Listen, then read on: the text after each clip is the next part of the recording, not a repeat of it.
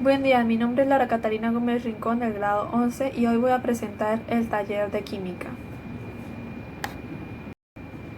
Lo primero que voy a hacer es explicar los tipos de alcoholes.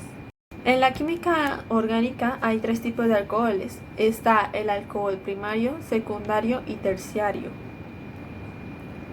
El alcohol primario se caracteriza o se diferencia de los demás porque la cadena está compuesta por solamente dos carbonos y el grupo OH o el grupo hidroxilo está unido a uno de esos dos carbonos. Un ejemplo de este alcohol es el alcohol etanol, alcohol etílico o de grano. Y es usado para fabricar diferentes tipos de bebidas alcohólicas como cerveza al 5%, vino al 13%, vodka al 50% y aguardiente al 70%. Y se obtiene mediante la fermentación alcohólica en la cual se produce el alcohol y CO2 a partir de una molécula de glucosa. Esta molécula puede ser de almidón de papa, de trigo o de centeno. El proceso es muy sencillo. A partir de una molécula de glucosa se obtienen dos moléculas de piruvato y con la enzima piruvato descarboxilasa se producen dos de acetaldehído, pero a su vez es descompuesto por la enzima de alcohol deshidrogenasa que pasa a ser dos moléculas de etanol. Pero este no es el único uso que se le da a este compuesto, puesto que lo podemos ver en otras aplicaciones como es en los productos de cuidado personal, en pinturas mediante la hidratación de etileno o en combustibles como es el caso del biocombustible a partir de remolacha y trigo. Pero este tipo de alcohol tiene unas divisiones y estas es que puede ser alcohol absoluto o alcohol puro, se puede decir también así, o un alcohol desnaturalizado. El alcohol absoluto, como ya dijimos, tiene una pureza muy cercana al 100, entonces por eso se le puede llamar alcohol puro. Sus propiedades es que es incoloro, es transparente, supremamente volátil y altamente inflamable. Este se utiliza como en una aplicación de laboratorio, en una aplicación química o medicinal, en algunos casos también para la preparación de alimentos. Por otro lado tenemos el alcohol desnaturalizado, al que se le adiciona un aditivo para que tenga un olor desagradable junto con un sabor igualmente desagradable y sea imposible el ser ingerido, y usualmente es el que usamos como antiséptico. Las propiedades físicas es que es menos denso que el agua, es apolar, su punto de fusión es de menos 182.5 grados Celsius y su punto de ebullición es de menos 161,6 grados Celsius. Las propiedades químicas que este posee es que no se ve afectado ni por ácidos, bases o agentes oxidantes, pero aún así presenta una alta energía de activación en su combustión. Los efectos que este tiene en los humanos son bastante extensos. Uno de los ejemplos de ellos es la deficiencia nutricional, cirrosis hepática, traumatismos craneales, hematomas subdurales, hemorragias subaracnoideas e intraparenquimatosas, depresión, muerte por anomalías cardiovasculares y respiratorias, junto con anomalías emocionales. Algunos de esas anomalías son regocijo, excitación, desinhibición, locuacidad, agresividad, irritabilidad o descoordinación. Aquí tenemos un ejemplo de ese alcohol primario. Las bolitas de color rojo son los átomos de carbono y las bolitas de color azul son los hidrógenos. La bolita de color verde es el oxígeno. Como podemos ver, aquí tenemos que su estructura molecular es dos átomos de carbono y a uno de esos dos átomos está unido el grupo hidroxilo, que es un átomo de oxígeno con uno de hidrógeno. El tipo de alcohol que tenemos aquí es el etanol. Su fórmula, como podemos ver, es CH2OH. El otro alcohol que vamos a ver es el alcohol secundario. Este presenta que en la cadena se van a notar 3 átomos de carbono y el grupo hidroxilo está unido a uno de esos 3 átomos de carbono.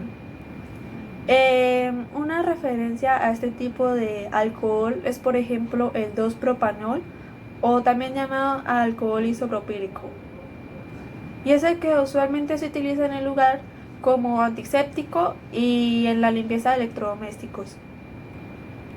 Igualmente presenta una densidad mucho menor que el agua, su punto de fusión es de menos 89.5 grados Celsius y su punto de ebullición es de 82 grados Celsius.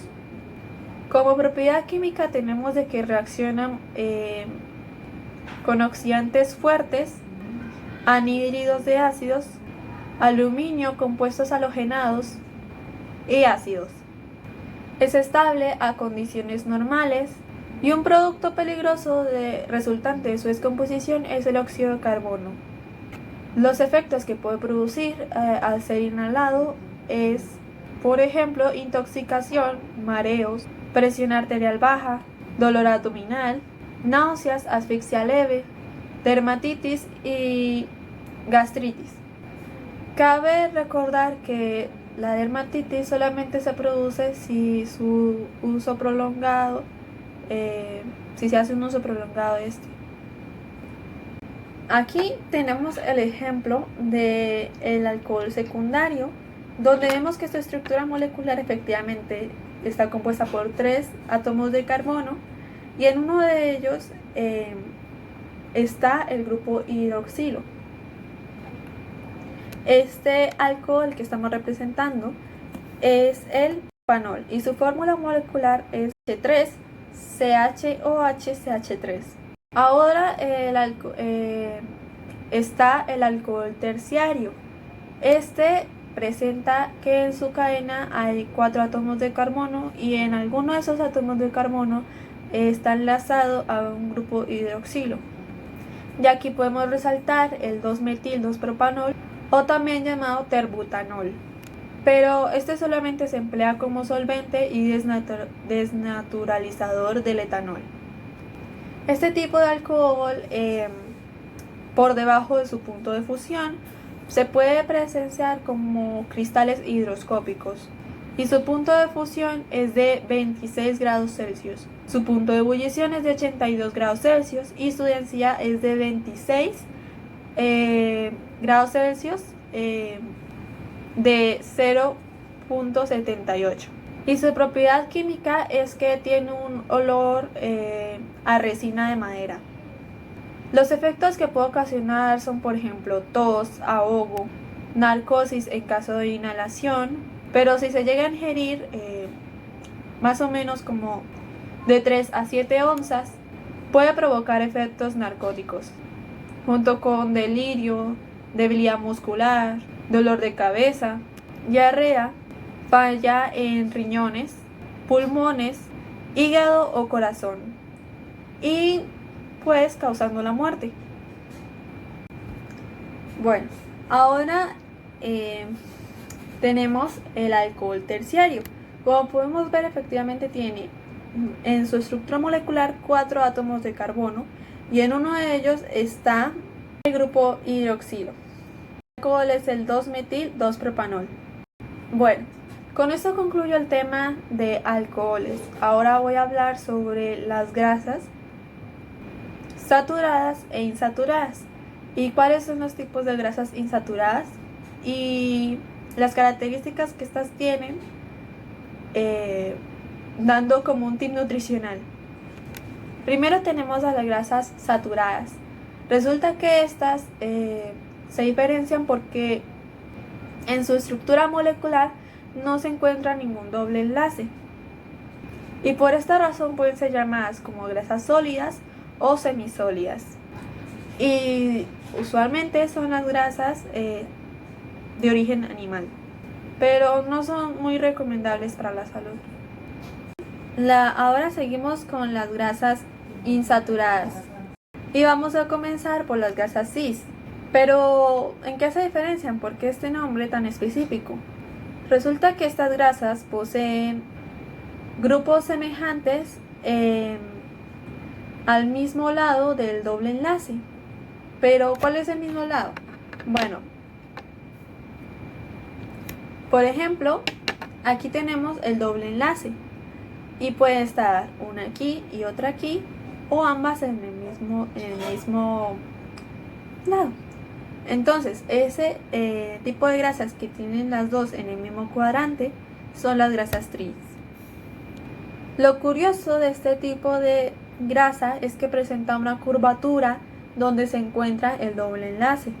Y esta grasa es propia de los vegetales. Es conocida como una grasa líquida y es la más recomendable. Un ejemplo son los aceites. Ahora, las grasas trans. Como ya dijimos, las grasas trans, a diferencia de las cis, es que los grupos semejantes no se encuentran al mismo lado, sino que se encuentran alternados. Y estas usualmente se someten a un proceso llamado hidrogenación de los dobles enlaces. Estas se caracterizan por ser semisólidas y son supremamente malas para la salud, puesto que al ser químicamente elaboradas no cumplen bien la función de prevenir la oxidación, antes bien hacen un efecto contrario. Al las células posicionar ese tipo de grasa en la estructura de su membrana, lo que hace es que deteriora las verdaderas células que son beneficiosas y ayuda a que la célula se oxide y muera mucho más rápido. Otra problemática que podemos resaltar es que este tipo de grasa bloquea una proteína llamada HDL, que es la que ayuda al procesamiento del colesterol, y por esa causa el colesterol a veces suele bloquear el torrente sanguíneo. Para poder comprender mejor el tema del proceso químico al que se somete la grasa trans, vamos a tener en cuenta un ácido que se llama ácido oleico, que es una grasa cis, pero primero debemos tener en cuenta su estructura molecular, la cual es C18H34O2. Resulta que este ácido, como ya dijimos anteriormente, es cis. ¿Por qué debemos resaltar a qué tipo de grasa pertenece? Puesto que, como debemos recordar, al ser una grasa cis tiene una curvatura en el doble enlace. Como ya dijimos, el proceso de hidrogenación lo que hace es romper ese doble enlace, separando las moléculas. Y entonces, al someter a este ácido a ese proceso, tenemos dos compuestos resultantes, el cual es ácido esteraico y ácido elaídico, la cual el ácido elaídico es una grasa trans. El ácido esteraico tiene una fórmula molecular de C18H36O2 y este es el ácido saturado, es la grasa saturada, mientras que el ácido elaídico tiene una fórmula molecular de C18H34O2. Una curiosidad de esto es que el ácido oleico es de la serie omega 9 y se puede encontrar en los aceites de oliva, cártamo, aguacate, entre otros. Y una propiedad que es beneficiosa es para el torrente sanguíneo, puesto que puede prever enfermedades cardiovasculares. Por último, se ha realizado una consulta de los usos o aplicaciones que tienen los aldehídos y cetonas. Cetonas usualmente se utilizan como disolventes, un ejemplo es el removedor de esmalte, para la fabricación de desodorantes, fungicidas o pólvora sin humo, y hasta en la fabricación de cosméticos.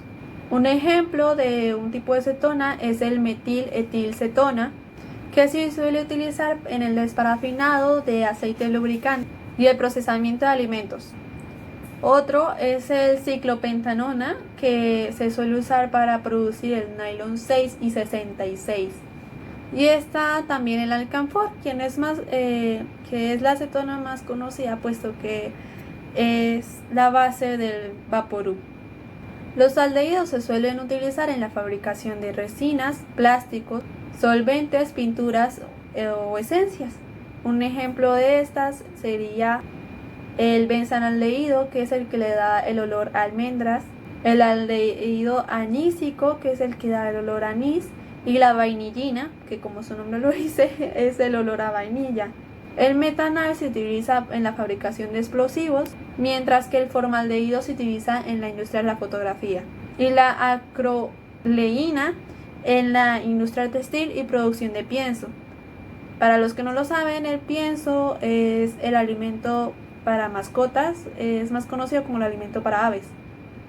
Otras aplicaciones de la química orgánica en la vida cotidiana son tan extensas que no se alcanzan a enunciar todas, pero las principales son, por ejemplo, en la producción de combustibles, alimentación, implementos de aseo, medicina, fabricación de polímeros, perfumería, cosmética o industria textil. Para realizar el gel casero, lo que vamos a necesitar es gel de aloe vera, un recipiente y alcohol etílico o etanol.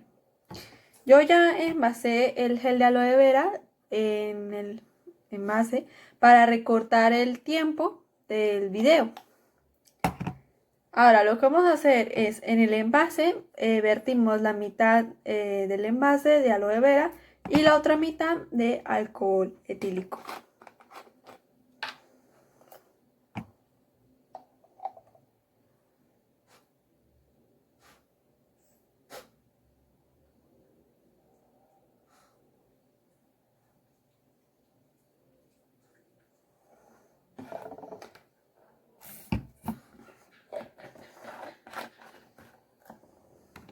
Ahora, para que no se escape el alcohol, lo que vamos a hacer es ponerle la tapa al recipiente, y para que se mezcle completamente, lo que vamos a hacer es abatir.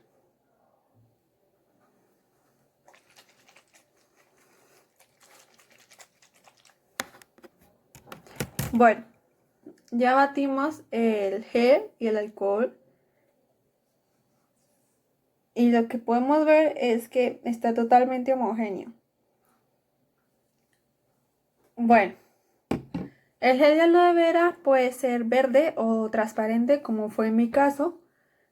Y usualmente se usa para las quemaduras de sol o para que se regenere el tejido después de un raspón, pero también tiene un uso desinfectante y por eso puede usarse para la fabricación de este gel. Y para reforzar que sea más desinfectante, utilizamos el alcohol.